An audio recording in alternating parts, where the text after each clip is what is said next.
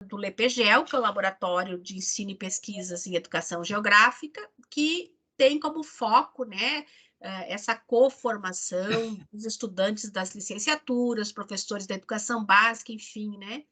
E aí a gente vem de uns meses para cá, todo mês fazendo uma roda de conversa que a gente vem chamando, que é a partir dos temas dos mestrandos e doutorandos, né? Nesse mês, agora de junho, o tema é residência pedagógica, e nós temos aqui a professora Adriana Correia, né, nossa parceira aí de formação, né, que vai falar a partir, né, das políticas públicas, e dentro dessas políticas públicas nós temos aí a residência pedagógica. Tem uma professora Raquel Ávila, que é professora da escola estadual aí, que também é parceira de longa data aí, de projetos, e que recebe os estudantes que vão aí de residência, de projeto de extensão na escola. A Carol Lima, que vem aqui representar, né, a fala dela a partir dos estudantes que são bolsistas. Então, a gente procurou sujeitos que pudessem aqui trazer suas narrativas a partir dos lugares que ocupam. E a Ágata, né, minha menina linda, que está aqui, que é a minha mestranda, que está com nós desde o início da sua graduação, também já foi bolsista da Pro Raquel, também já foi residente, também já atuou na escola, né? Que vem nesse momento como mestranda, que é a organizadora dessa roda de conversa e a mediadora dessa roda de conversa. Então, a partir desse momento, né, eu me despeço aqui e passo, né, a coordenação dessa mesa para a Ágata, e desejo a todos que estão aqui nessa sala, meu muito obrigada, nossa gratidão por ter, né, vocês dedicado esse tempo de vocês aqui para nos ouvir, tá? Muito grato às meninas aí que estão também na organização dessa mesa, Kelly, Carol, Amabile, enfim, outras que estão sempre, né, nesse trabalho coletivo que o LEPGEL, o Thiago também, né, que é um trabalho coletivo dentro do LEPGEL, sempre que um tem uma coisa para fazer, né? Ontem nós tínhamos a banca da Ana Paula, nós tínhamos ali por trás todo um grupo ajudando que a banca desse certo, que a logística desse certo, que as tecnologias funcionassem, enfim, tá? E aqui hoje tenho certeza que é a mesma coisa. Então, minha gratidão a todos e todas que estão aqui nessa sala, sejam para ouvir, ou seja, para, né, para que possamos dialogar um pouco sobre a residência pedagógica. Beijinho, a Agatha aí com você, amor. Obrigada, prof. Boa noite, pessoal. Meu nome é Agatha e eu estarei hoje mediando a nossa roda de conversa. Então, essa quinta roda de conversa do LEPGEL, como a professora disse, o LEPGEL é o Laboratório de Estudos e Pesquisas de Educação e Geografia, que tem a coordenação da professora Rosa. Então, a ideia é que a cada mês uma pós-graduanda, né, vem organizando esses encontros, cada um com a sua temática de pesquisa. Antes de tudo, eu gostaria de agradecer a todas e a todos pela presença, em especial pelas minhas convidadas, por aceitarem o convite, disponibilizarem seu tempo e estarem hoje aqui com a gente. Professora Adriana, professora Raquel, Carolina.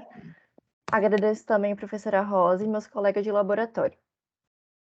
Primeiro, eu me apresento.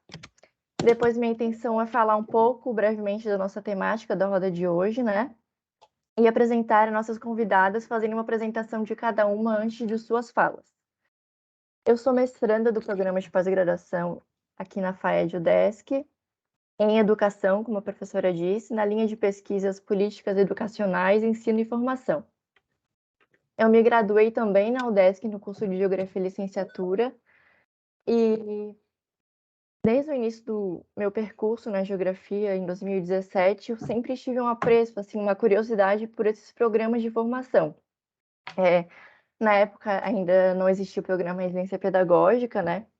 Só o PIBID, e entrei no LEPGEL, né, no meu segundo ano de graduação, como bolsista de iniciação científica, e logo em seguida, no segundo semestre de 2018, o programa Residência Pedagógica, então lançado, né, primeiro com um, um viés assim, muito parecido com o PIBID, né, uma forma de execução muito parecida com o PIBID, um coordenador institucional, um coordenador de área, professores, preceptores das escolas, né, em média 3 professores, e os 24 bolsistas residentes. Então, eu considero o meu ingresso no programa Residência Pedagógica como um marco na minha formação inicial, né? Porque antes mesmo dos estágios curriculares eu já estava no programa.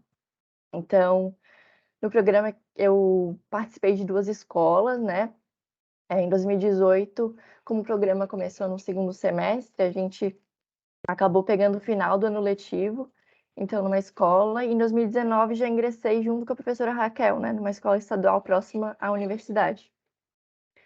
E eu escolhi a temática, eu queria escolher essa temática de pesquisa do programa Residência Pedagógica para o meu projeto de trabalho de conclusão de curso, só que como o programa é muito recente, já é mais difícil pesquisar, né? Um programa recente, com tantas polêmicas ao seu redor, então a gente decidiu pesquisar sobre o PIBID, que é um programa que está aí desde 2007, né? Bastante material já acumulado. E então ingresso no mestrado em 2021, e agora venho com essa temática de pesquisa, né? Que é o programa Residência Pedagógica Geografia da FED-UDESC. Programa Residência Pedagógica, então, ele faz parte das políticas de formação de professores. Ele possibilita, então, aos estudantes dos cursos de licenciatura a vivência da profissão e o contato com as escolas de educação básica, também como a organização de projetos e ações que fortalecem o campo da prática e essa relação entre a teoria e a prática profissional docente. Então, nesse sentido, a gente pretende, com essa roda de conversa, fazer uma discussão acerca das políticas de formação de professores e professoras no Brasil e as influências dessas para a educação do país. Além disso, a gente busca refletir sobre o papel do programa Residência Pedagógica no âmbito da FED-UDESC, mais precisamente no subprojeto Geografia, que vem se mostrando bastante potencial para qualificar a formação inicial dos futuros professores e professoras. No final, a gente abrirá uma rodada de perguntas, né? Então, quem quiser deixar sua dúvida, questionamento, comentário no chat, pode ficar à vontade. Lembro também que iremos disponibilizar o link do formulário de presença no chat para a certificação da roda de conversa de hoje. Então, apresento nossa primeira convidada da noite, professora Adriana Correia, que é doutora em Ciências da Educação na área de Desenvolvimento Curricular pela Universidade do Minho, tem mestrado em Educação pela Universidade Regional de Blumenau e atualmente professora de pós-graduação e presta assessoria em reformas curriculares aos sistemas de ensino e escolas. Tem experiências na área de currículo, com ênfase nas reformas curriculares, e atua os seguintes temas: currículo, planejamento, educação, política e avaliação. Professora, de novo, muito obrigada por ter aceitado e por ter disponibilizado o seu tempo de estar aqui na noite de hoje. A palavra está contigo, se quiser que eu compartilhe algum material. Olá, boa noite a todos e a todas. Agatha, minha querida, muito obrigada pelo convite. É sempre bom estar com vocês. Hoje falei de vocês aqui em Camboriú, estou aqui conversando com a rede municipal e falei o quão potente é esse grupo aí da UDESC de Geografia. Agradeço também o trabalho da professora Rosa, aí, que sempre lembra de que eu posso contribuir de alguma forma aí com vocês, né, que estão na academia. Cumprimentar a professora Raquel aqui, o quão é importante esse intercâmbio, esse processo da universidade aqui inserida dentro das escolas, contribuindo, ouvindo, não é trazendo receitas, a ideia não é essa, é a gente poder trocar e de que os acadêmicos que sejam na graduação ou na pós-graduação possam conhecer o sentido verdadeiro da escola pública, o chão da escola pública. Então, obrigada também, professora Raquel. Foi um prazer. Bom, eu não fiz nenhum slide, viu, Agatha? A gente vai fazer, porque a proposta aqui, então, é que a gente vá conversando, né? Tu havias dito aqui de que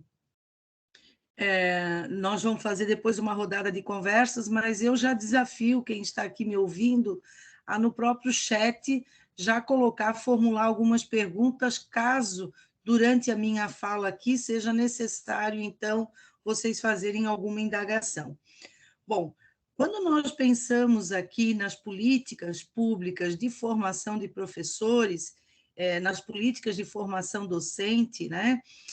e, sobretudo, essa última, essa atual, que é a Resolução 02/2019, para depois a gente chegar na residência pedagógica, né? Eu vou falar da residência pedagógica só no final. E eu queria tratar um pouco dessas diretrizes curriculares nacionais para a formação inicial, então, de professores. É bem verdade que, quando nós pensamos nessa nova resolução, é preciso que eu faça um recorte aqui sobre a importância da BNCC, da Base Nacional Comum Curricular, que, do meu ponto de vista aqui, é um currículo nacional, e quem já me ouviu falar sabe disso, né? Pela sua estrutura, pela sua arquitetura curricular, é um currículo nacional. Ela acabou, vocês sabem muito bem que ela foi forjada, né, por grupos econômicos, por fundações privadas, né, que acabaram determinando, inclusive no Plano Nacional de Educação, que fosse construído, então, um documento dessa envergadura. O fato é que nós vamos ter, então, a aprovação da BNCC do Fundamental e da Educação Infantil em dezembro de 2017, e somente no final de 2018 do ensino médio.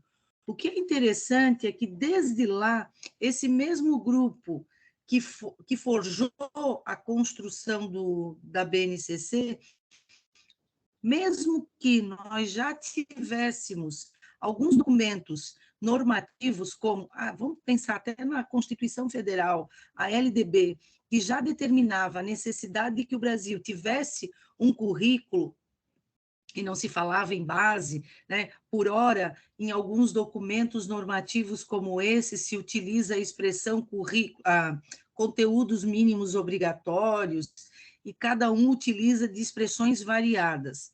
Mas o fato é que, após a aprovação, então, da BNCC, da educação básica, ela acabou ensejando, demandando outras políticas, dentre elas a política de formação docente, da formação inicial.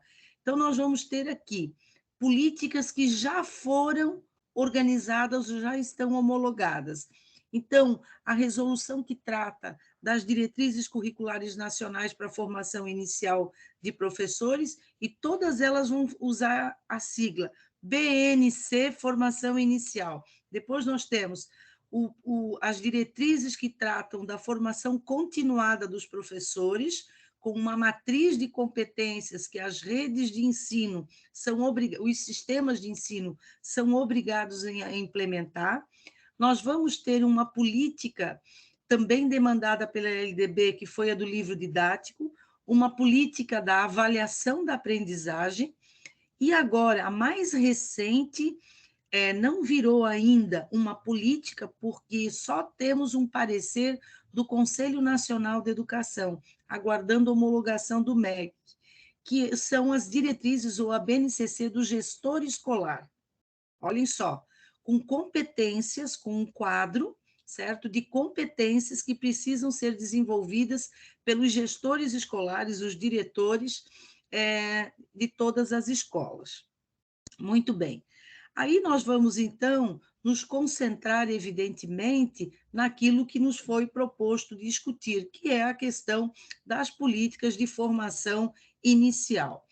E aí a gente vai pensar e lembrar que todas as políticas elas são negociadas, elas são produzidas sob a pressão do tempo, né? Como foi a exemplo da BNCC, que acabou aqui sendo demandada por esses grupos econômicos, ou mesmo sobre a justificativa, seja da dimensão jurídica, daqueles documentos normativos que eu já citei, seja por conta da dimensão pedagógica, sobre a justificativa do alinhamento nacional. E todas essas políticas que eu acabei de descrever, elas têm como necessidade ou como interesse fazer o alinhamento, e como também da dimensão não jurídica, política, que é a questão dos resultados que nós temos das avaliações de larga escala. Em se tratando de ensino superior, nós vamos ter os resultados, uma das avaliações que nós temos no ensino superior era o ENAD. No ensino médio, nós temos o Enem, e no ensino fundamental, nós temos, então, a Prova Brasil, o SAEB, né, que é um sistema de avaliação da educação básica, que avalia os meninos, então, no 2º ano, no 5º ano e no 9º ano. Então, sobre esses aspectos, sobre essas 3 dimensões, foi construída também essa política ou essa diretriz que vai exigir, então, um certo alinhamento de todos os cursos de licenciatura, né, no ensino superior. Sempre lembrando que a ideia é de uma tradição, né, a tradição escolar, a tradição acadêmica e assim por diante. Aí a gente vai pensar de que essas diretrizes ou essas políticas de formação aqui, elas vão impactar, evidentemente, na revisão dos currículos de cada universidade ou centro universitário daqueles que oferecem os cursos de licenciatura, certo? Então, sempre vai reverberar aonde? Na questão dos currículos. E todos eles associados a essa ideia das competências a serem desenvolvidas pelo futuro professor, assim como eu falei do gestor escolar e assim por diante. Então, esta tradição de trabalhar com a questão das competências, que já era utilizado no ensino superior também, mas me faz pensar um pouco mais naquilo que a gente percebeu dentro da própria BNCC, qual era a epistemologia utilizada na BNCC que vai ser copiada nas demais diretrizes da formação, ou da formação inicial, da formação continuada, dos gestores e assim por diante, né? Sempre com a ideia de metas mensuráveis. Talvez essa seja a minha maior crítica nesse tipo de política depois da BNCC.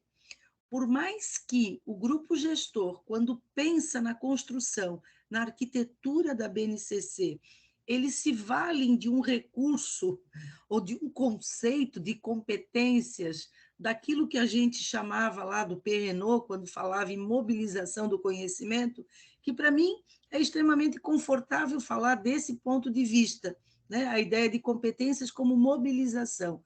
No entanto, quando a gente vai pensar no paradigma de competências, nós temos 2, né, no cenário educacional. Esse paradigma, então, francês, que é do Perrenot, ideia de mobilização, e um paradigma americano que trata as competências como aquelas que podem e devem ser medidas, né? E isso me causa uma certa estranheza, mas tudo bem.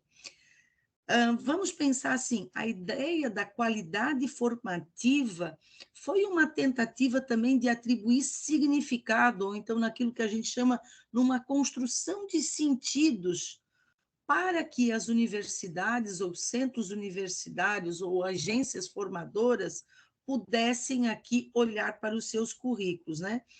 E não, nós podemos, e aí a gente vai pensar, que sentido tem isso, tem essas diretrizes? Eles são sempre inconstantes, porque não são neutros e muito menos universais. E aí a gente vai pensar de que 3 dimensões fundamentais aparecem nessa política de formação inicial, que é a questão do conhecimento profissional, e aqui, quando nós falamos do conhecimento profissional, são todas aquelas competências que dizem respeito da necessidade do futuro professor, ele compreender e ter nas suas mãos e entender daquilo que ele vai ensinar. Depois, uma outra dimensão é a questão da prática profissional. A prática profissional está relacionada com os estágios e já a inserção desse acadêmico lá na realidade social, na realidade escolar, na realidade social, a exemplo do que nós temos da residência pedagógica, que não é citada e que ela não entra aqui, porque isso é um outro programa da CAPES, tá certo? Que eu falo um pouquinho mais adiante. Mas é preciso que nós entendamos, para chegar antes na residência pedagógica, compreender o que está por detrás, então, dessas diretrizes da formação inicial. E, por último, que talvez para mim soe um pouco difícil de você medir, já que a ideia de metas mensuráveis, é a questão do engajamento profissional, ou aquilo que a gente chama do comprometimento do sujeito, desse futuro professor, no trabalho. Deixa eu ver onde é que eu estou aqui. Quando nós pensamos nessa tradição, Agatha, a prof não anotou qual foi o horário que eu comecei. Eu vou até que horas, porque eu gosto de falar. Prof, tu tem até umas 7h20 como teto, mas pode ficar à vontade. Não faça isso. Não faça, não me deixe à vontade. Não me deixe à vontade. Tá? Não me deixe à vontade. Eu preciso ser regulada pelo tempo, porque senão eu me passo. Né? Vamos pensar assim, a tradição colonial e até do império, né? E aí, se a gente vai pensar, estou falando da formação do professor, dos professores. Hoje eu falava isso também, lembrando, já que eu falei muito do INEP,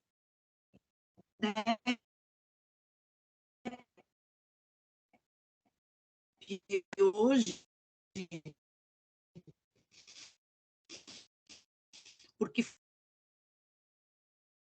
falava do IDEB, falava do sistema de avaliação.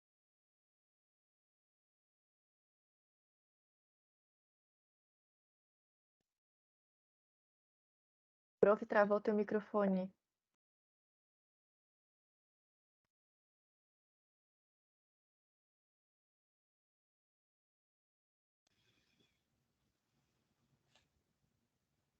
Voltou. Voltei? Voltou. Eu não sei o que aconteceu. Deu uma travada, mas agora normalizou. Tá. É que ontem eu trabalhei também, eu estou no hotel, já falei, mas a internet estava funcionando normalzinho. E aí, quando eu falava do INEP, um nome que leva, que é Anísio Teixeira, eu lembrei muito, para falar um pouquinho para vocês aqui, que o Manifesto dos Pioneiros, lá em 1932, que defendia a escola, que foi assinado por mais de 30 intelectuais, seja Lourenço Filho, até Cecília Meirelles, a poetisa, ela assina o documento na defesa de quê? De uma escola pública, gratuita, obrigatória e laica, ou seja, desprovida de ordem religiosa. E nós vamos ter só em 34 uma escola obrigatória e gratuita, percebam.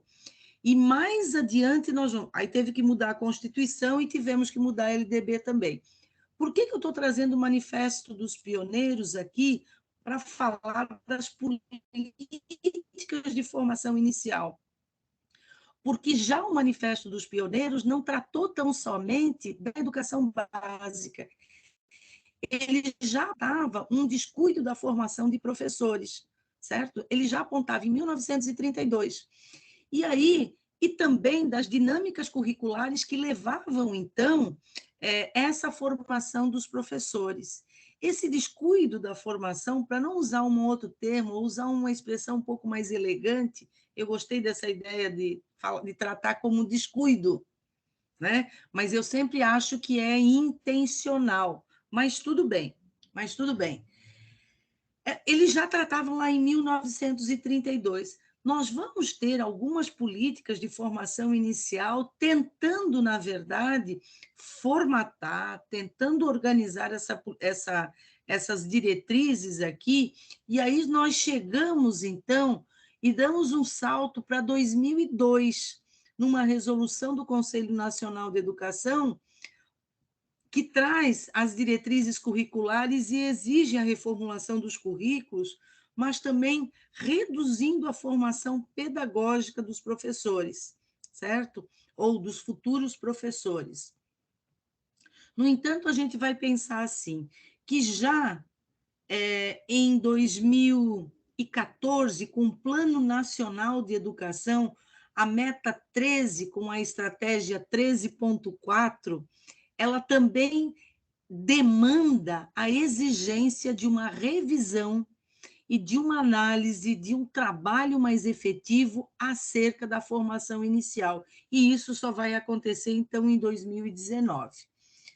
Assim como nós vamos ter que essa resolução, então, a de 2019, ela evoca algumas mudanças significativas na formação dos professores, sobretudo no desafio do conhecimento pedagógico dos conteúdos, mas também dessa formação que leva em conta as ciências da educação. Fácil isso, sem sombra de dúvida que não. O que tem exigido que as agências formadoras aqui revisitem os seus currículos e coloquem ele no prumo. Nós temos visto agora, né? Essa que eles chamam de BNC, da formação inicial, algumas universidades ainda não alteraram os seus currículos. Tem algumas, inclusive, que ainda tratam de PCNs. Prestem atenção. Quando a gente vai olhar, né, sobre essa inovação curricular, e para mim, a palavra inovação, ela sugere fazer a mesma coisa, mas de um jeito diferente, percebe? De um jeito diferente. No entanto, esse rompimento, essa disrupção, ela vai exigir o que no próprio parecer das diretrizes trazem a ideia de agora a gente não se preocupar tão somente com a questão didática, ou seja, a didática é a ciência do ensino, ou de como ensinar os futuros professores a dar aula, ou a ensinar os seus alunos, mas sim aquilo que o Comênio, já há muitos anos atrás, no século passado, falava na matética. O que é a matética? Né? É a ciência da aprendizagem.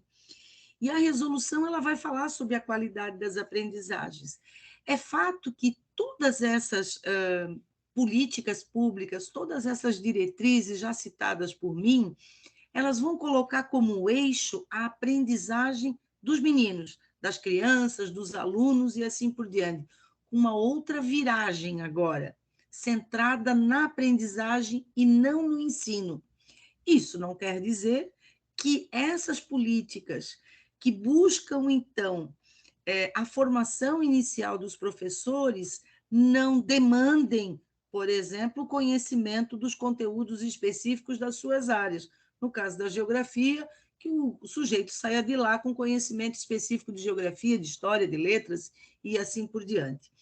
Da mesma forma, a gente vai pensar, e eu queria aqui citar o professor Morgado, que foi meu orientador, ele tem um livro muito interessante que chama Profissionalidade Docente.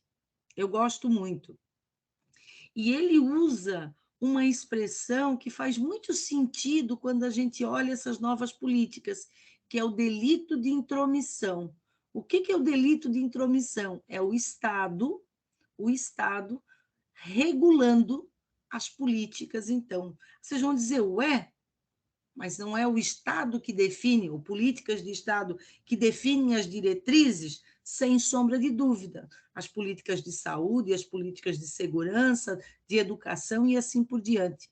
No entanto, nós podemos cair num perigo muito grande, num fosso muito grande, de que você acaba com essas diretrizes, você acaba retirando a autonomia das agências reguladoras, a autonomia do professor naquilo que ele pode, por exemplo, desempenhar. Né? Evidentemente que todas essas políticas, a despeito da própria BNCC, né, que eu acabei me debruçando na sua arquitetura, o quão complexa ela é, com aqueles códigos alfanuméricos, ela é de uma difícil tradução para os professores e para as redes de ensino, que seguem exatamente aqui um modelo de racionalidade técnica na definição de um perfil técnico de profissional também, né? No caso dessas diretrizes, que não deixamos de citar que é a herança do próprio positivismo, em que a gente tem severas críticas a respeito disso, né? O Michael Apple, um grande teórico na área do currículo, professora gosta muito dele porque, dentro dos teóricos assim mais críticos, das teorias curriculares, ele vem trazer os estudos culturais e para que a gente possa entender a questão do currículo. E aqui entendido também os currículos lá dos cursos de graduação. Ele fala de um currículo pré-empacotado, onde pessoas estranhas ao processo acabam colocando o dedo. Então, por isso, do delito de intromissão, só para a gente entender, né? Vou citar um outro autor, dentro da área do currículo, que também se debruçou nas teorias curriculares críticas e pós-críticas também, que foi Henri Giraud, e ele falava assim, da necessidade de conseguir que o pedagógico seja mais político e o político mais pedagógico.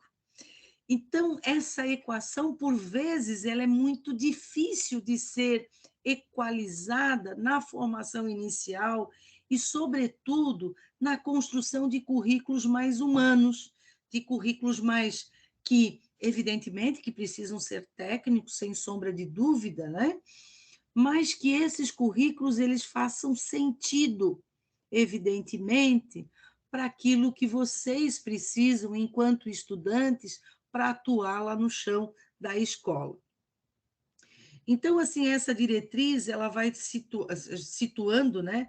Ela vai trazer paradigmas, vai trazer competências, aprendizagens e significados importantes que precisam, eu uso a expressão assim, desobstruir os nós desses documentos todos, porque não basta a gente fazer só uma leitura, a gente precisa entender o enredo, o contexto de influência política, como se escreveu isso, né? E eu sei exatamente quem é que escreveu, porque a gente conhece lá os membros do Conselho Nacional de Educação, e que até fizeram algumas provocações durante a BNCC, e é interessante, eu vou contar uma fofoca para vocês, vocês não contam para ninguém, por favor, está certo? Ótimo.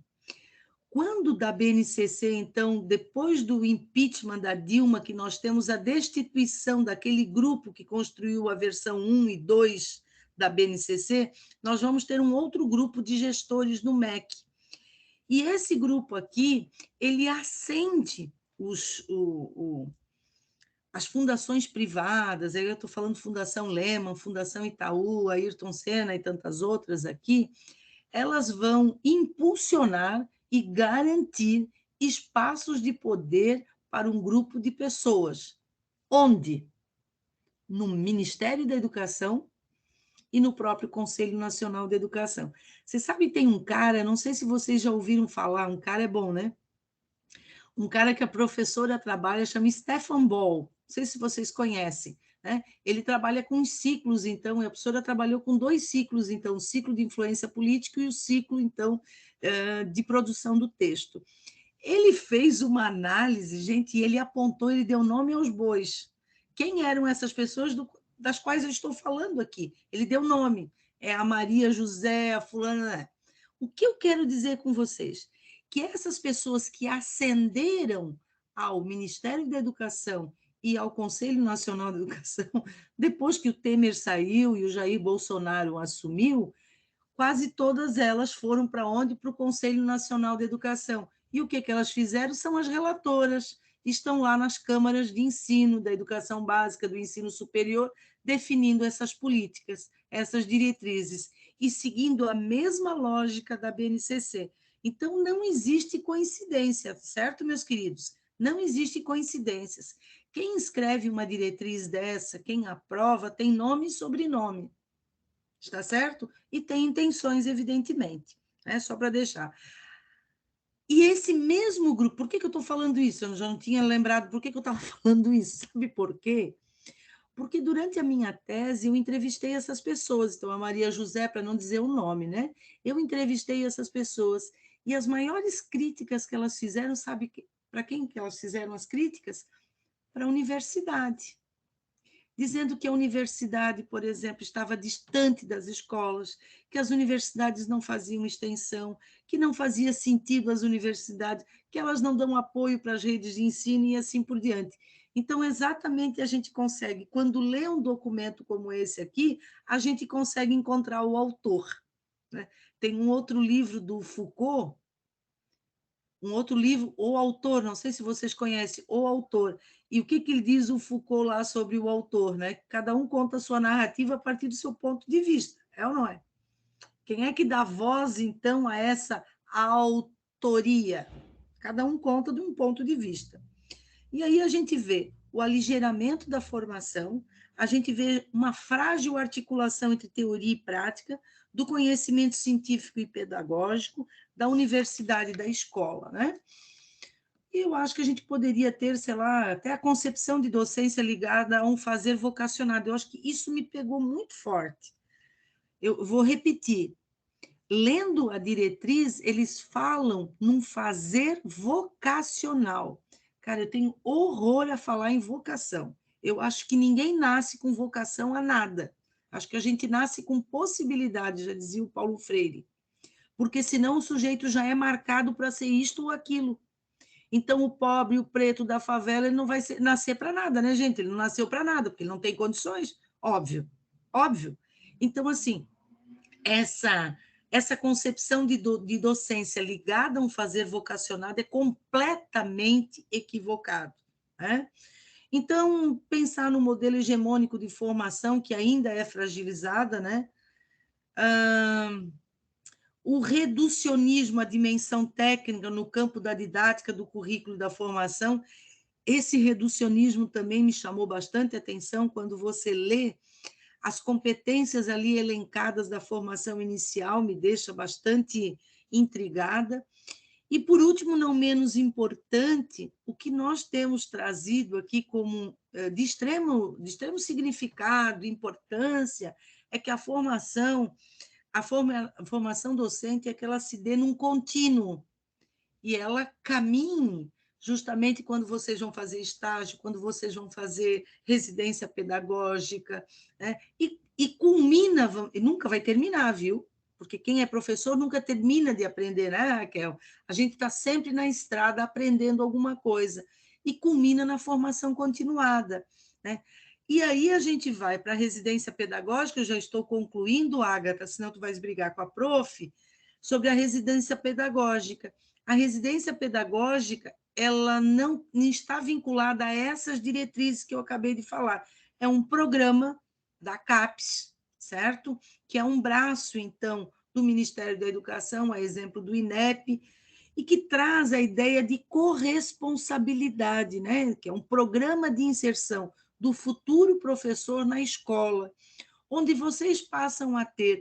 Eu acho que a residência pedagógica ela é muito mais significativa do que o estágio curricular, eu acho, muito mais, porque lá vocês têm, a professora Rosa falou em preceptor, eu também acho horrível essa palavra, né? Mas que acabam tendo uma pessoa lá na escola de referência, com toda uma bagagem, com toda uma experiência, que conhecem o chão da escola, né? Que conhecem aquele contexto educacional justamente para ajudá-los a limpar aquelas... Limpar é bom, né? Mas para lhes dar o panorama do contexto em que acontece o fazer pedagógico na escola. E o que mais me agrada ainda é a ideia da inserção de vocês nesse programa na escola pública. E eu costumo dizer, né? Quem vivenciou a escola pública, quem se construiu na escola pública, e a minha defesa sempre será por meio dela, é de que a gente tem esse pezinho na escola pública, a gente percebe de que é por lá que a gente consegue garantir todos os direitos, ou pelo menos tenta, o direito de todas as crianças e alunos a ter aprendizagens essenciais, de ter aprendizagens robustas, que lhes garantam o desenvolvimento. Então, a residência pedagógica aqui, ela vem atender exatamente essa demanda de que nós podemos fazer, a universidade e a escola podem ter aqui um caminho de mão única, porque certamente a escola ganha com a inserção da universidade, né, nesse campo, como também a universidade ganha encaminhando vocês, acadêmicos, para o chão dessa escola para conhecer e até fazer aqui eu vou usar a expressão que não consigo achar outra, uma certa testagem, vamos dizer, do conhecimento teórico que vocês tiveram na universidade e a prática daquilo que é de fato importante que os meninos aprendam. Eu termino aqui a minha fala, mas estou na roda, viu? Eu acho que eu falei demais, mas eu tentei sintetizar, Ágata, minha querida, o que eu entendo de política, então, das diretrizes da formação contínua Não, inicial. prof, É isso. foi ótimo, muito obrigada. Sempre bom te ouvir e rememorar suas políticas, né, que fez parte dessa primeira etapa de pesquisa da minha dissertação, ver essas políticas e ver o que mudou, né, é mesmo bem complicado e é isso mesmo que eu penso do programa Residência Pedagógica, né? Ele vem em 2018 no edital com viés, querendo vincular a BNCC com a intenção de reformular os estágios curriculares, só que 2020, no próximo edital, a gente vê que isso já vem se mudando, né? Já deram uma abaixada nas expectativas, mas bem isso que eu acredito. O programa Residência Pedagógica, pela duração ser bem maior que os estágios, ele possibilita isso mesmo, né? A gente está dentro da escola, vê o desenvolvimento dos estudantes, e até mesmo de um ano, de um edital para o outro, continuar na mesma escola e ver como os alunos evoluíram, né? Ver nas outras turmas, passar para o ensino médio é muito interessante mesmo. Muito obrigada, prof, pelas palavras. Bastante importante, era bem isso mesmo que eu queria, bastante feliz com as tuas falas. E agora passamos então para residente e para a professora preceptora. Então, a Carolina Lima Marques, ela é egressa do programa Residência Pedagógica e Geografia, é mestranda no programa de pós-graduação em Geografia na Universidade Federal de Santa Catarina, na linha de pesquisa dos estudos geoambientais, geológicos e geomorfológicos. Ela é graduada em Geografia Bacharelado pela UDESC e agora é graduanda em Geografia Licenciatura, pela mesma universidade. E a professora Raquel Pereira Ribeiro de Ávila foi professora preceptora do programa Residência Pedagógica e Geografia, é geógrafa licenciada em Geografia pela UFSC e iniciou sua caminhada geográfica em 2004 na FURG, na cidade de Rio Grande, no Rio Grande do Sul. E atualmente desenvolve atividades laborais em escolas públicas de educação básica, ensino fundamental 2, médio e magistério, como membro do corpo efetivo dos professores do governo do estado de Santa Catarina. Então, muito obrigada, meninas. É uma felicidade ter vocês aqui na roda. Fiquem à vontade para fazer a apresentação como for melhor para vocês. A palavra está com vocês. Começa tu, Boa Carol. noite. Pode ser. Então, fechou. Tranquilo. A gente vai trocando aqui qualquer coisa, eu tô te ouvindo, a gente vai se complementando. Tá certo, então. Então, boa noite a todos e todas, né? Querida Ágata, muito obrigada, né? Queria começar agradecendo, então, a Ágata pelo convite de participar da roda de conversa do Lepegel. É um prazer estar na presença da professora Adriana, né, e da professora Raquel, que foi minha professora preceptora, esse nome, né, na escola. E, bom, como a Ágata já havia me apresentado, né, eu sou egressa, e então eu já sou formada no bacharelado em Geografia, e agora, né, eu estou concluindo a licenciatura em Geografia. Então, quando eu estava terminando o curso de Geografia, eu conversei com a professora Rosa, né, eu já fazia algumas disciplinas da licenciatura, e me interessei muito pelo projeto, gostaria, né, pedir se teria essa possibilidade de participar da residência. Então, eu participei dos 2 editais, né, tanto de 2018 como de 2020, e eu acho que eu pude ter uma experiência muito completa, né, porque foram vivenciados momentos muito diferentes, em escolas também diferentes, então isso foi algo que foi muito importante para a minha formação. Então, quando eu iniciei no programa, eu participei, na verdade, de um curso comunitário, né? Então, era um cursinho pré-vestibular comunitário, onde tinham professores voluntários, e cada semana tinha um professor diferente. Então, essa foi uma dinâmica muito interessante de participar, porque tinham didáticas, a metodologia de cada professor. Então, ao longo das semanas, iam mudando os professores, né? E nesse cursinho também, como era uma turma já de adultos, né? Então eram estudantes que ou estavam terminando o ensino médio ou já tinham se formado, então toda a dinâmica de formulação de aula, né, o planejamento, ele era diferente. E como a Agatha até comentou no início, o edital de 2018, ele foi, né, da metade, né, do semestre, então eu participei, né, só essa metade do semestre no cursinho pré-vestibular, e depois, no ano seguinte, né, no início do ano letivo, eu optei para ir para uma escola, que foi quando eu conheci a professora Raquel, e participei na mesma escola, né, onde ela é titular, né, e é professora de geografia.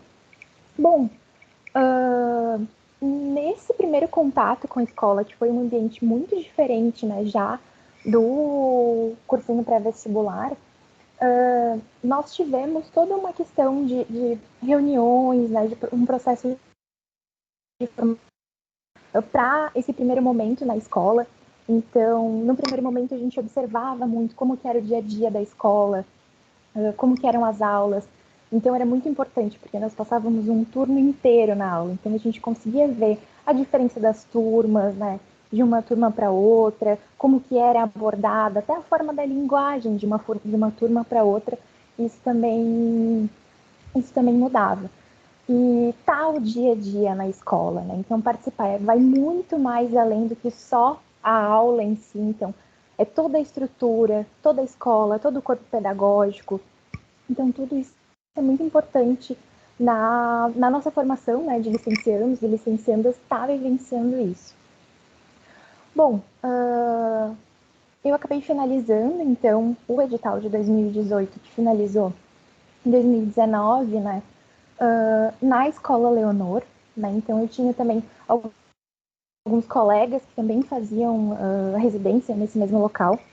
Depois até a gente tem algumas imagens para mostrar de atividades de outros residentes, é bem bacana. Mas o que mais me marcou nesse momento foi que foi o meu primeiro contato com a escola. Então, por vir do bacharel e estar iniciando, né, na licenciatura, foi o meu primeiro contato com a sala de aula, com a escola. E eu acho que é muito importante, por isso que é tão importante, como a professora Adriana falou, né? Esses programas de iniciação à docência, tanto a residência pedagógica como o PIBID também. Então, é a possibilidade do licenciando, da licencianda, de experimentar. Então, de vivenciar o dia a dia das escolas, de como é você dar aula, de você fazer um planejamento, de você trabalhar com os estudantes. Então, eu acho que esse é um ponto, acredito, né, que esse é um ponto mais importante quando a gente está falando sobre os programas de iniciação à docência. Como eu havia falado, além de estar trabalhando, né, dia a dia nas escolas, tem toda a questão de você estar num ambiente onde você tem um professor, né, o professor preceptor, podendo te corrigir, podendo te dar melhores formas de você estar trabalhando com os estudantes. Então, essa é uma possibilidade que a escola acaba sendo, né, um ambiente onde você pode acabar errando. Então, você tem a possibilidade de errar, de corrigir, de aplicar novas ferramentas. Então, a gente está sempre buscando novas formas para poder trabalhar de uma forma melhor. Raquel, tu fica bem à vontade também para falar, né? Mas... Meu Deus, você tá aí brilhando, maravilhosa, falando melhor que eu. Tô te ouvindo. Imagina, mas... Então é isso, a minha experiência depois no segundo edital foi algo muito marcante, né? Então, o ano de 2020 a gente iniciou com um curto período de organização mais da onde os estudantes, para quais escolas, né, os licenciandos iriam, né? E logo em seguida, né, a gente teve o fechamento de tudo, então, né, por conta da pandemia. Então, foi um período muito delicado e a gente pôde vivenciar todas essas etapas, né? Então, compartilhando tanto com a professora Raquel, assim como com os outros colegas. Então, nós tivemos o período de início das aulas remotas, então toda essa dificuldade, o quanto que foi complexo esse momento, né? Então, a gente vivenciou algumas aulas, né? A gente via que poucos estudantes apareciam por conta do acesso. Então, a gente pôde participar desse momento, e isso também foi muito importante para a nossa formação. Seguindo isso, né, então, com o avanço, né, com a vinda das vacinas, a gente pôde retornar aos poucos na escola, e a gente também conseguiu ver essa adaptação, né, do ensino, do final do ensino remoto para o início das aulas presenciais. Então, a gente viu mais um outro ponto, onde as turmas eram divididas, né, para não ter tantos alunos na sala de aula. Então, a gente viu o quanto que era trabalhoso, né, os professores davam a mesma semana para uma turma o conteúdo, na semana seguinte também. E tudo isso a gente pode acompanhar. E na nossa elaboração, né, também nos nossos planejamentos, a gente também tinha que ir se adaptando conforme essas necessidades. O final do edital, né, então a gente passou por todo esse percurso. O final do edital foi agora no início, né, do ano de 2022, no iniciozinho. Mas no final do ano passado a gente já pôde voltar para a sala com um pouco mais de força, né? A gente já tinha uma turma cheia, as atividades elas já eram trabalhadas de uma forma com mais força, assim, a gente posso dizer. E falando um pouco sobre a experiência mesmo, né? Do quanto que é enriquecedor, é realmente isso. Até a professora Adriana comentou. No nosso curso, né, de Geografia aqui da Universidade do Estado de Santa Catarina, nós temos o estágio a partir da 5ª fase. Então, antes disso, o licenciando, a licencianda, ele não tem o contato, né, com a escola, a não ser os que participam desses programas de iniciação à docência. Então, o quanto que é importante, né, o quanto que o estudante ele acaba indo mais preparado para a sala de aula, né? Quando ele vai participar do estágio, ele participou anteriormente ou ele está participando de algum desses programas. Então, você acaba tendo mais segurança, você sabe como que vai funcionar, né? Como que é. E principalmente para quem fez os estágios agora na pandemia, que não pôde ter, né, esse contato com a sala de aula, com o ambiente escolar, o quanto que foi difícil, né? Eu estou fazendo o estágio 3 agora, e o quanto foi importante ter participado, né, do residência nos editais anteriores, para ter, né, essa experiência, para saber como é uma sala de aula, como é um planejamento, como é o dia a dia. E um outro ponto importante também é que vai muito além só simplesmente da aula, né? Isso eu acho que até a professora Raquel pode comentar. O dia a dia do residente, né, na escola, você acaba conseguindo ter muitas noções de como que é o planejamento, as atividades de toda a escola em si, né? Então, a professora Raquel ela é muito presente, né? Ela é sempre regente de alguma turma ou mais de uma. Então, em todas as atividades e organizações, e festa junina, e eventos. Então, quanto também é importante isso, né? O professor é muito mais do que só dar aula, né? Muito, muito mais do que isso. Então, Raquel, né? Eu também à vontade também, se quiser comentar. Não, meu Deus, deixa eu dar uma boa noite aqui oficialmente, né? Dizer da alegria, assim, de um convite como esse, rever a Ágata, né? E aí agora num outro lugar, né? Como aí mediando essa mesa, eu acho que tu deve saber o quanto que eu me orgulho, né? Da tua trajetória e de ter passado lá na escola. Cumprimentar especialmente aí a professora Adriana, né? A professora Rosa. Adriana, tua fala, assim, que fala de política, que fala de pedagogia, que fala de técnica, que cita o Stephen Ball, né, falando de ciclos, e que fala, e aí eu posso fazer uma ligação com os conflitos, a Carol que lindamente aí, né, hoje bolsista, e que está fazendo o estágio 3, assim, num processo de conclusão do curso de licenciatura, e que a gente acompanha, assim, essa evolução, né, Carol, que hoje, como tu tens muito mais autonomia, né, e que todo esse trajeto, e que tu fala mesmo, assim, ó, de vivenciar a escola, a professora Adriana algumas vezes falou, né, o chão da escola, isso não tem como a gente conhecer sem estar lá, né? Você tem que experimentar, ela falava ali, eu fiz um monte de anotação, né, dessa concepção de docência, do fazer vocacional, isso também me incomoda, né? Um professor, ele tem até um livro que eu gosto bastante que fala como nasce um professor. O professor, ele nasce do estudo, ele nasce, né, daquilo que você deseja, acho que primeiramente do seu desejo, né, e essas possibilidades do educar, do ensinar, isso é muito importante. E eu particularmente, né, poder estar, fazendo parte ativamente de um processo desse, né, como num projeto como a residência, e aí de novo, né, o professor, o preceptor, parece que é detentor de tudo, e bem pelo contrário, né, um projeto desse numa escola pública como a nossa, ele além de trazer uma série de possibilidades para os estudantes, ele traz para nós, educadores, né, da rede, em que a gente tem uma maior relação, uma relação mais íntima com a universidade, né, e que isso todos saem ganhando, né.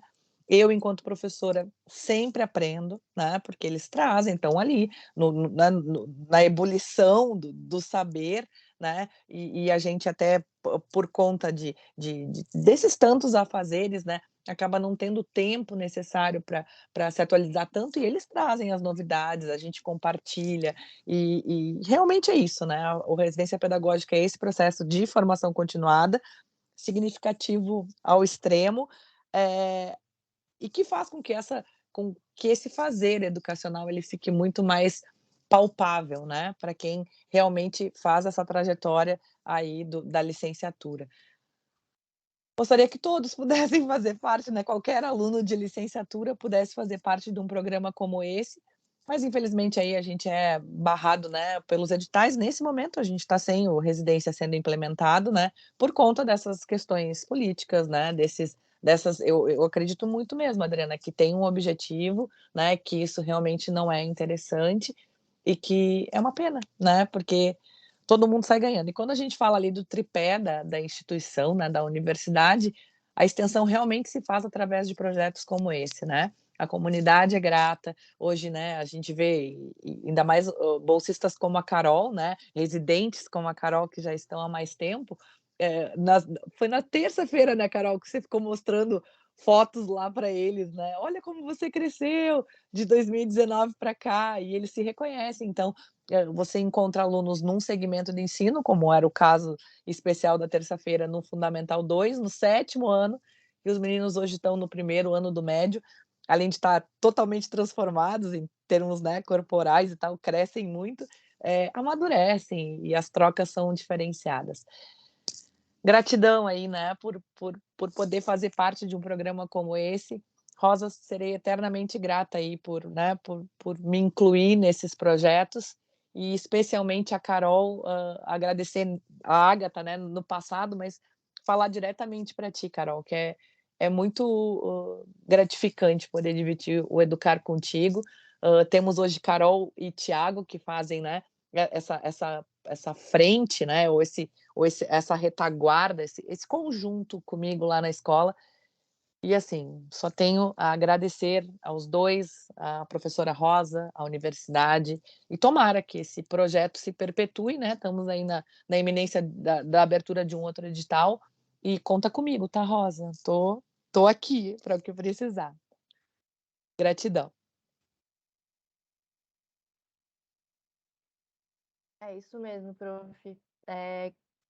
De uma maneira, assim, da forma que a Carol falou, que ela fez o estágio depois do residência, e como isso auxiliou ela, eu também tive isso eu fiz estágio 2, né, que é o estágio que tu tá ativamente em sala de aula, organizando aula, planejando aula, 2 meses de docência, residência pedagógica. Se não fosse esse convívio, desenvolvimento da autonomia, de ficar mais segura, e de também o residência pedagógica, tu oportunizar estar uma manhã inteira e ver diferentes turmas, e tu chegar depois no estágio, pegar uma turma de 6º ano, já ter se ambientado no 6º ano, realmente faz toda a diferença. E uma pena que nem todos possam, né, por questões de quantidade de bolsa, por questão que o curso é no período vespertino, nem todos podem, né, tem a questão de trabalho, tudo. Mas é realmente isso, e acaba aprendendo outras funções do professor, que muitas vezes além do trabalho do professor, né, como Raquel faz, organizar viagem, organizar bingo, organizar festa junina, formatura. Então, a gente acaba aprendendo isso também, né, muito importante. E Carol, se tu quiser mostrar as fotos dos colegas. Ah, eu quero ver, que tem um monte de foto aí que eu acho que eu não lembro mais. Carol organizou um Eu slide. vou compartilhar. A gente organizou uma seleção de imagens, então ao longo, né, tanto dos 2 editais, então tem até algumas fotografias de outros colegas que fizeram atividades, né, então do dia a dia também das aulas, eu vou compartilhar aqui. E algo que a professora Raquel comentou, né, então de ter um residente, né, de ter essa conexão com a universidade, é justamente isso, possibilitar, muitas vezes, acho que agora vai começar a compartilhar, a realização de alguma atividade diferente, de ter esse tempo de preparo, né? O tempo de aula é muito curto, são muitas coisas, muitas atividades para fazer. Então, ter um residente ali junto no dia a dia, isso acaba auxiliando e crescendo, né, a possibilidade de fazerem outros trabalhos. Então, a gente selecionou algumas imagens aqui, deixa eu só passar. Então, aqui tem algumas atividades, né, que foram de alguns colegas, algumas que foram, né, minha e da Ágata também. Então, a gente tem atividades relacionadas com o ciclo da água, trabalhando com regionalização, trabalhando com escalas. E como são pessoas de fora, são pessoas diferentes do contexto, né, do dia a dia dos estudantes. Então, eles sempre se interessam muito, estão sempre muito dispostos, eles lembram de ti. Então, eu acho que é algo que é muito que é uma recompensa, assim, é quando você às vezes tá andando na rua, tá chegando na escola e tem alguém que já te diz, oi, prof. Então, é algo que é muito rico isso. Então, aqui tem algumas imagens. Aqui também já de outras atividades. Aqui foi de um evento muito legal que foi, né, a professora Raquel que criou. Então foi feito um plano cartesiano no chão da sala de aula. Foi algo que eu nunca tinha visto, assim, né, chamado de twister geográfico, né? Então, para a feira de ciências. Nem então, lembrava mais disso. Que legal, que legal. Muito legal, é. Então, a gente pôde participar, né, de todos esses eventos, né, tanto eu como também outros colegas que foram residentes. Então, isso é muito gratificante, né, de poder Carol, participar. E Raquel, ainda tem a questão da sala ambiente, né? Porque antes a gente tinha na escola a sala ambiente de geografia. Aí tinha a Temos possibilidade agora... de fazer. A gente voltou agora de novo. Estou lá com os 25 relógios para instalar na sala, para a gente voltar agora a ambientar essa sala, né? Para fazer os fusos horários. E aí agora temos relógios, Agatha. Tem que ir lá ver, tá? Quando já tiver tudo prontinho, linda. Volta lá para te ver, porque vai ficar a sala de geografia, ó. Ah, beleza. É porque a sala ambiente de geografia também é mais uma. É totalmente diferente, né? Os alunos, que agora com a questão da pandemia ficou mais difícil, né? Os alunos que transitam de uma sala para outra e o professor que tem a sua própria sala, né? Então, decorar como quiser, colocar os mapas, ter sempre o material à disposição. Os E o materiais, professor principalmente. sim. Né? Poder ter um mapa, às vezes você está explicando algo e quer, né, apresentar aquilo, né, quer localizar. Então, realmente, a sala ambiente é muito, muito interessante. E o professor também tem mais autonomia, mais conforto, né, de trabalhar, mais segurança. Quem viveu Sem assim, dúvida, quem pôde, sem dúvida. né, mesmo com a sala precisando de reforma, depois foi reformada, era muito interessante. A gente fazia os materiais, eles ficavam lá, não se perdiam, né? Fica uma exposição permanente, né?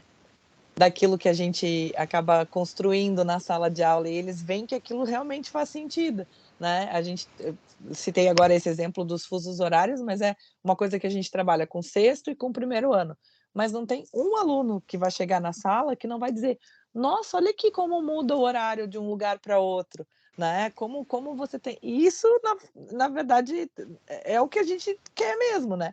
Que eles possam transpor aquilo que a gente ensina enquanto conteúdo para que possa fazer sentido na vida deles, e não só para cumprir um requisito aí, como a professora trouxe aí, né, lindamente, essa questão das leis, né, do que se exige enquanto especificação mesmo técnica, né, do ensinar geografia. Mas, ai, é muito legal. Ver essas fotos me emociona, de verdade. Mas aqui são mais umas imagens, assim, ao longo também de outros colegas, né? Então, até mesmo na própria elaboração das atividades. Então, o tempo da residência, né? Participar de uma turma ou outra, você consegue aplicar uma atividade. E aí, mais para frente, você consegue readaptar ela, né? Apresentar ela para a mesma turma, mas aí tendo, né, algumas alterações. Então, isso também é muito interessante. E aqui, acho que essa é meio que a última imagem. Aqui também, né, de como que é a sala de aula. Tinha uma imagem que eu tinha selecionado que era no momento do retorno, né, para o presencial, que tinha a divisão das carteiras, que é bem interessante, mas eu acho que acabou não indo. Mas tudo bem. Mas era como que estava à disposição, né, dos estudantes. Acho que... não foi. Mas durante no retorno, né, do presencial, então como estava reduzida a quantidade, agora a gente vê imagens aqui da sala cheia, essas imagens são do finalzinho, né, do ano passado, então o quanto que foi importante também esse retorno. Mas era isso. Deixa eu fechar aqui.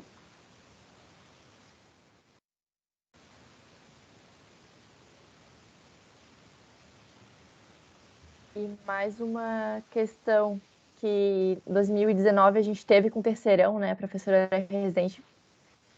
regente tinha um terceirão, e hoje vendo duas meninas que eram terceirão lá na UDESC. Uma no curso de Geografia, outra na ESAG. Exatamente. Que alegria isso, nossa. Exatamente.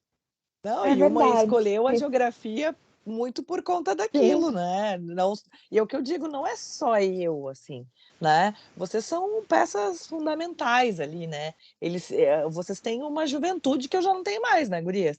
E assim, ó, vocês têm esse frescor, eles veem em vocês essa possibilidade. E eu que trabalho em mais de uma escola, a gente acaba comparando, assim, né? O Leonor tem essa particularidade, justamente por ter essa relação muito estreita com a universidade, os alunos dali se veem naquele lugar. Então, a universidade não é algo distante, não é algo utópico para eles, né? Eles realmente se veem, tanto se veem que encontram vocês aí no Sim. refeitório, né? E a proximidade também física, né? Estar próximo da universidade facilita para os bolsistas, facilita para todo mundo. Muito obrigada, Carol, pela apresentação. Obrigada, prof. Obrigada por organizar esses slides com essas fotografias. A gente tem aqui no chat vários comentários. O Thales falando primeiro que o período da pandemia foi bastante difícil na residência, mas muito feliz de ver os colegas aqui. Também disse que a plataforma digital nenhuma substitui chão da sala de aula, né? Como foi difícil durante o processo da pandemia.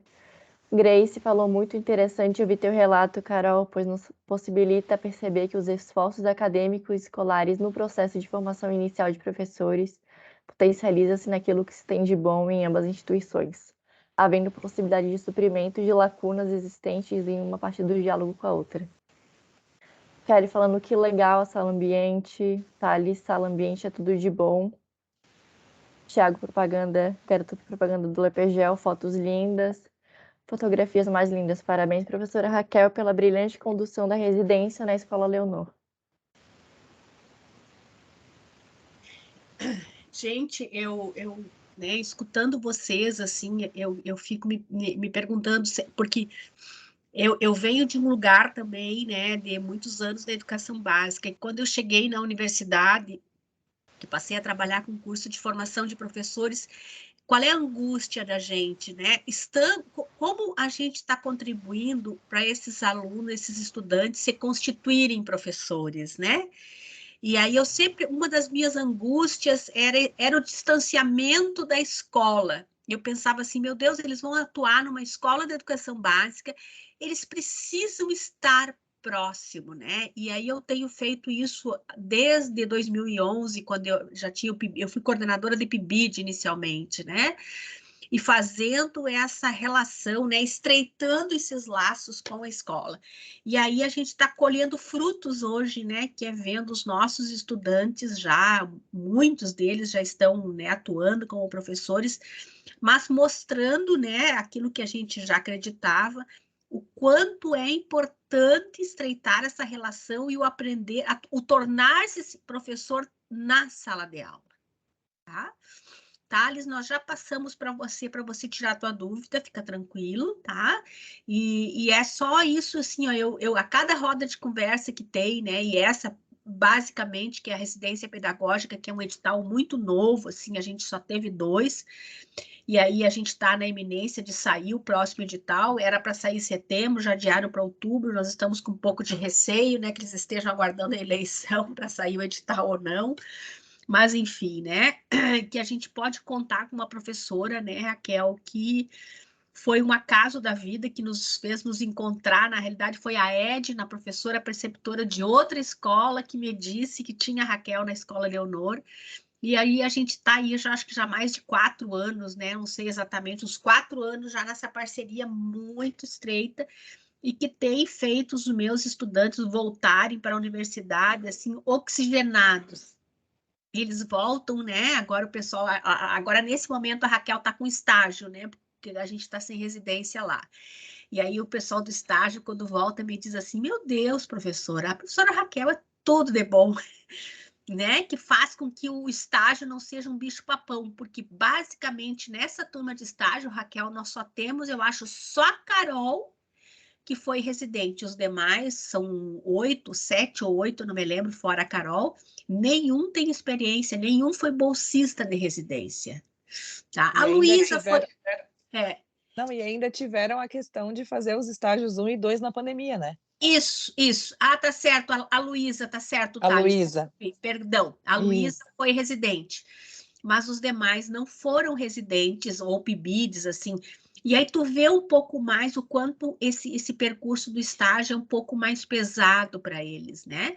O que faz com que o PIBID, a residência, facilite um pouco no sentido desta relação com os estudantes, esse portar-se em sala de aula, esse tornar-se professor mesmo, né? Porque tornar-se professor, né, é na sala de aula, é lá no chão da escola, tá? Minha gratidão. Thales, pode fazer a tua questão, aí pode pegar o microfone, não precisa escrever, eu tô aqui fechando o meu, tá? Beijinho. Oi, prof, vocês me ouvem?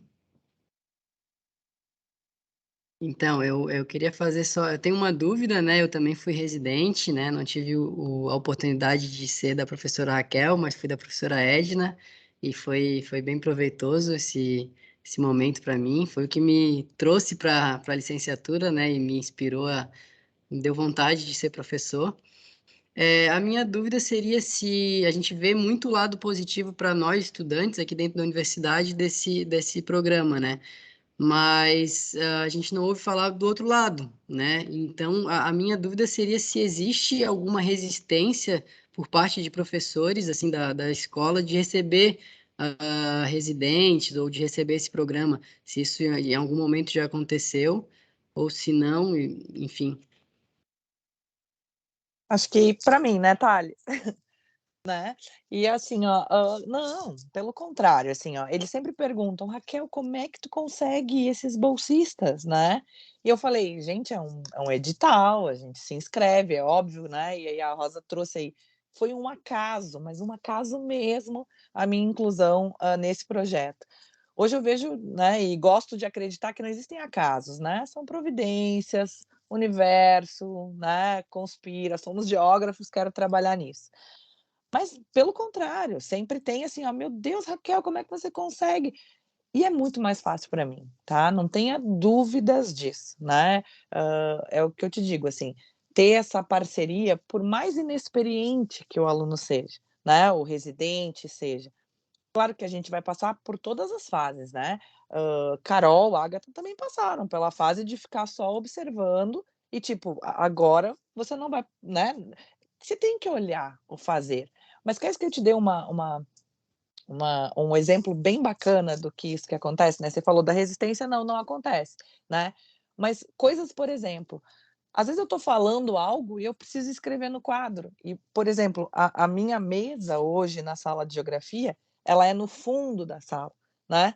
Então, às vezes, a gente fica transitando na sala, cada um se posiciona, não gosto daquela coisa do bolsista ficar atrás, eu tenho pavor, né?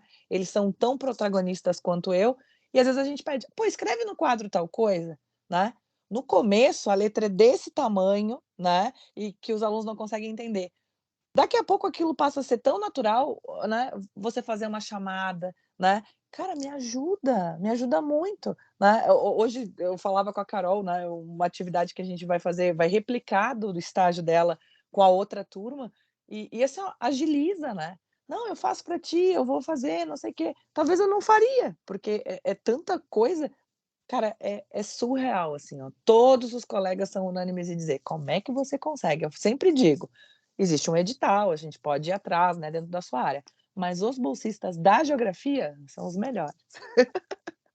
Sem sombra de dúvida, os mais Thales, bonitos, os mais competentes.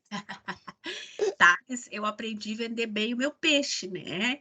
Na realidade, como eu estou na estrada aí já desde 2011, claro que eu tenho priorizado as escolas no entorno da UDESC, e aí isso pode ser um egoísmo meu? Não, na realidade eu penso nos bolsistas que não ganham passaginha, tá, Thales? Então, eu poderia pegar uma escola lá, sei lá, no norte da ilha, lá no continente, poderia, mas isso ia me dificultar muito para os estudantes o deslocamento. Então, a minha prioridade agora, por exemplo, é aquela escola municipal ali perto da PAI.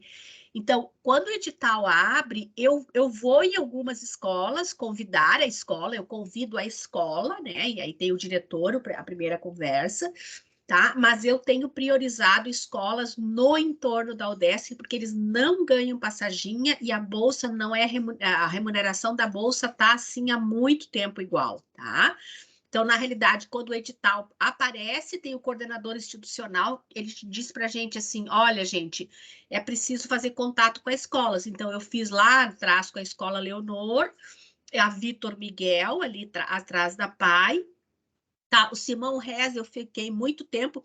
A única escola que era longe, mas eu pegava, é porque eu tinha um carinho muito especial com a Edna, porque a Edna tu conheceu e tu sabe bem que era um ser humano ímpar, assim, no sentido de carinhoso com vocês, porque ela era Simão Rez. Na realidade, a Edna sempre foi Simão Rez, que é pertinho aqui para nós.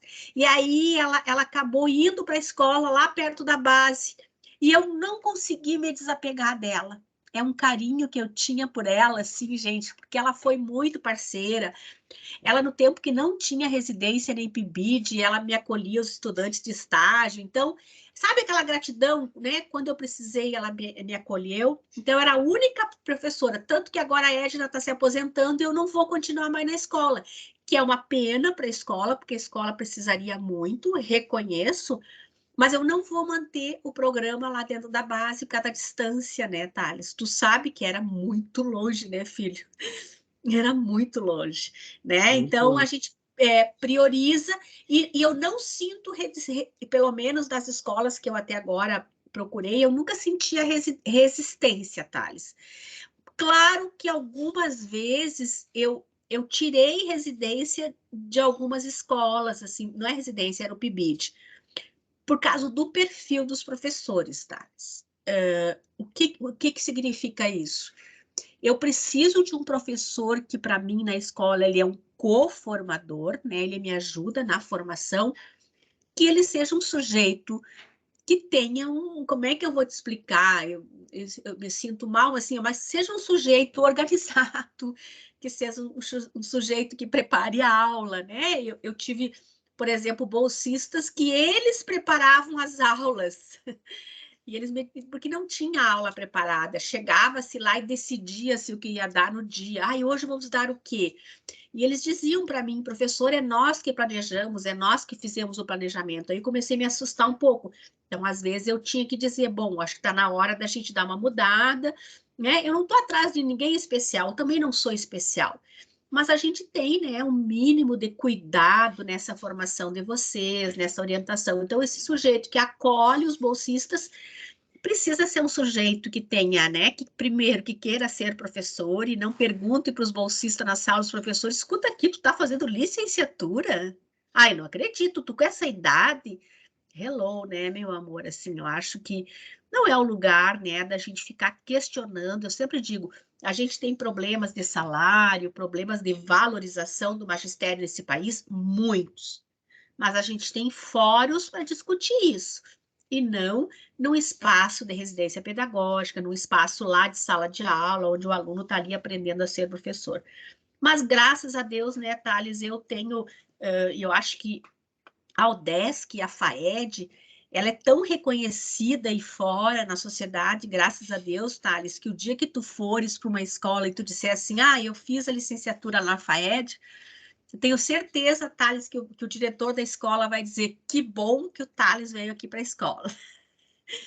Tenho certeza, Thales, né, que tu vai ser um ótimo professor, tenho certeza disso, mas também tenho certeza que dizer que tu, ah, eu fui bolsista PIBID, eu fui bolsista residência, eu tenho certeza que também isso será muito bom a escola ouvir isso, porque sabe que o sujeito que está chegando na escola sabe o que é uma sala de aula, tem um mínimo de experiência, né?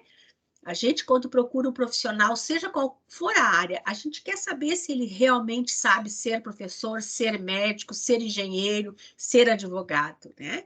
Então, ser professor, tu aprende a partir da teoria, com certeza, mas a prática é fundamental. E isso, esses programas, né, e as escolas que abrem as portas, né, Thales, esse teu tempo que tu ficou lá com a Edna, né, e eu tenho certeza que isso te ajudou muito, assim, a trilhar teus caminhos e tomar as tuas decisões quando tu for professor. Espero que logo, né? Logo tu termina o doutorado aí e daqui a pouco vai Espero que ser logo. professor. Vai, quando a gente vê o tempo voa, tá? A Ágata pode retomar. Mais alguns comentários aqui no chat. A Luísa falou muito oportuna a roda de conversa, cheia de experiências incríveis. A Simone aguça ao lado docente da gente. E a Gabriele, para mim, esse é um dos lados mais lindos do nosso laboratório, ver a formação docente acontecendo na prática. Gratidão a todos os envolvidos no processo. Acredito que seja isso mesmo. Se alguém quiser mais deixar algum comentário, alguma dúvida no chat. Lembro também que o link do formulário para certificação também está disponível no chat. Não sei se alguém quer fazer mais um comentário. Senão a gente já encerra. A Agatha, lembrar eles para verem nossas redes sociais, coloque ali qual é o nosso endereço da rede social nossa, as meninas coloquem ali enquanto eu estou falando, entrem lá, vejam o nosso Instagram, tá? Que a gente está sempre colocando as novidades lá, né? Dando isso, @lepegel, sempre nossos eventos, sempre convidando vocês para algumas questões atuais, livros, filmes, enfim, atualizando vocês. Gratidão, Agatha, devolvo a palavra. É isso mesmo, a gente tem o Instagram que a gente está atualizando sempre, inclusive avisando das rodas de conversa, então vão ter mais rodas de conversa aí pela frente, a partir de agosto retorna, depois do recesso, né, da graduação. E também todas as rodas anteriores estão no YouTube, então a gente já teve roda sobre estágio, sobre EJA, sobre ensino de geografia nos anos iniciais, sobre educação de geografia e gênero. Então, minha gratidão a vocês de novo, professora Raquel, professora Adriana, Carol, por estarem aqui hoje. Muito obrigada.